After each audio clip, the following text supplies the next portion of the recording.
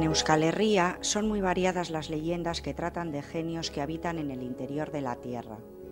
La mayoría de ellas presentan a estos númenes con rasgos mitad humanos, mitad animales y con poderes sobrehumanos y sobrenaturales.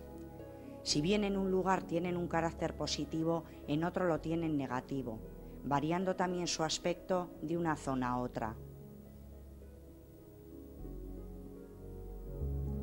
En el pueblo vasco, concretamente las leyendas sobre lamias, han condicionado la forma de pensar y de actuar de sus gentes. Así lo indican algunos vestigios de la toponimia de nuestro país. Para citar algún ejemplo, podríamos decir el caso de Lamiaco, llamado así a un barrio de Leioa o a la región de Vera, en Navarra. La mayor parte de las leyendas que tratan sobre las lamias las presentan como seres del sexo femenino, dotadas de una gran belleza. Solo difieren de las demás mujeres en sus pies, que son de pato, así como en el color de la piel, que es de cobre.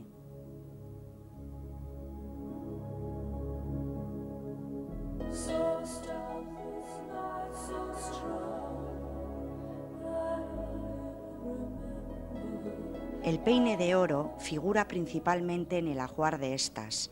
Ocurre con frecuencia que este peine es robado por alguna mujer, pocas veces por un hombre, y entonces la lamia se acerca de noche al domicilio de aquella reclamando a voces su peine, incluso llega a amenazarla con castigo.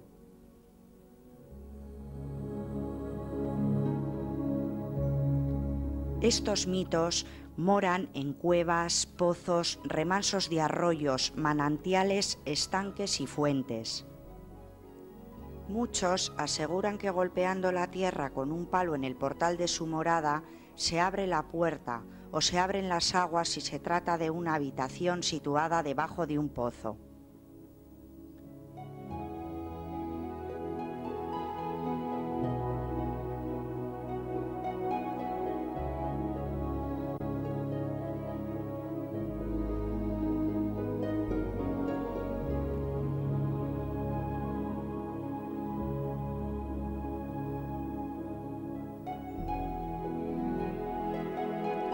Algunas de sus moradas geográficamente las han localizado en Alchíbar, Balzola y Acharte.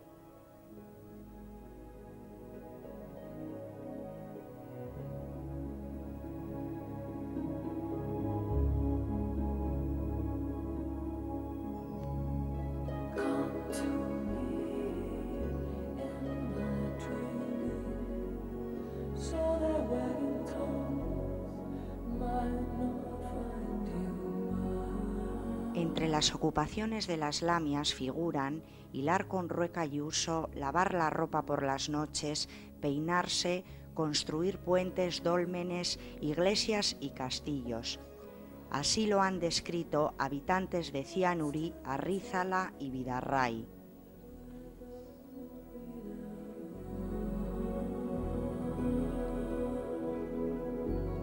En Euskal Herria es muy extendida la costumbre de ofrecer a las lamias regalos para esperar de ellas favores. De esta manera en Orozco, durante la noche, dejaban una jarra de sidra en la bodega o un bollo en la cocina para que ellas lo consumieran. También en Orozco dejaban sobre la mesa de la cocina panes de maíz y ellas durante la noche pasaban a comerlos.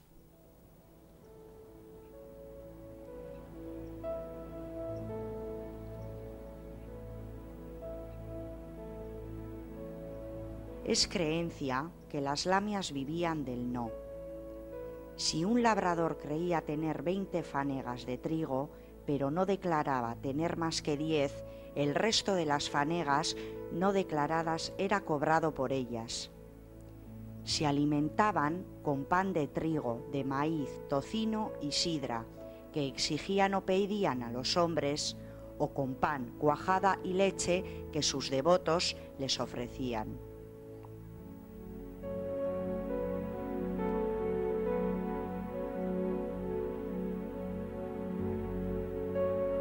Son muchos los relatos que en el pueblo vasco se han ido transmitiendo de boca en boca a través de generaciones, y la zona ha ido influyendo mucho a la hora de definir los atributos y cualidades de estos mitos. La idea que flota en las creencias y mitos relativos a este genio es polivalente. Las lamias aparecen como seres suprahumanos en muchos casos y como divinidades en cuyo honor el hombre hace diversos sacrificios. También aparecen como seres cuya potencia puede ser dominada mediante objetos y procedimientos mágicos. Puede además el hombre secuestrarlas en ciertos casos, apoderándose de ellas, por ejemplo, mediante una grada que, tirada por bueyes o por novillos nacidos el día de San Juan, atraviese los estanques donde viven.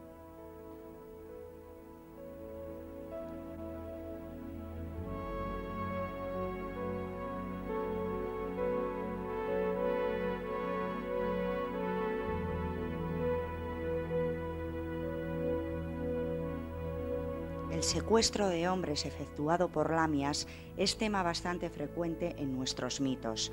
Así fue el caso de una joven hilandera. Esta pasaba de noche cerca de la cueva de Saillegunta, en San Lorenzo, situada cerca de la ermita de este nombre en Mañaria. Las lamias de la cueva le dijeron una vez más que no volviera más por aquel lugar, pero ella volvió hasta 2 veces después del aviso de las lamias. En la tercera noche fue arrebatada por estas. No se supo más de ella.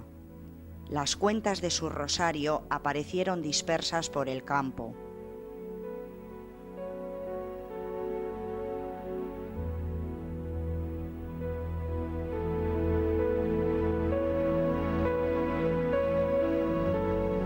Estos mitos a veces piden diversos servicios a los humanos.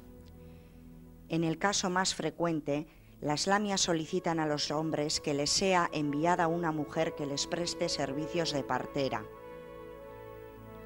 Otras veces aparece la lamia pidiendo a un hombre que le saque del antro en el que se halla prisionera.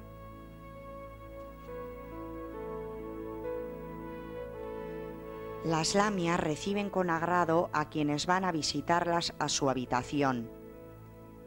Se refieren casos como el de aquel vecino de Indusi en Dima, que obligado por un chubasco a guarecerse en la cueva de Balzola, fue recibido allí por una lamia que le entregó un trozo de carbón que luego, fuera de aquel antro, se convirtió en oro puro. En otras ocasiones, estas no han obrado tan desinteresadamente. Así han construido puentes e iglesias, castillos y dólmenes. Las lamias aparecen como mujeres de aspecto tan atrayente que en más de una ocasión han logrado tocar el corazón de más de un campesino. Si nos atenemos a ciertas creencias y leyendas de nuestro país, no ha pasado todavía la era de las lamias. No faltan, sin embargo, leyendas que aseguran haber desaparecido tales genios.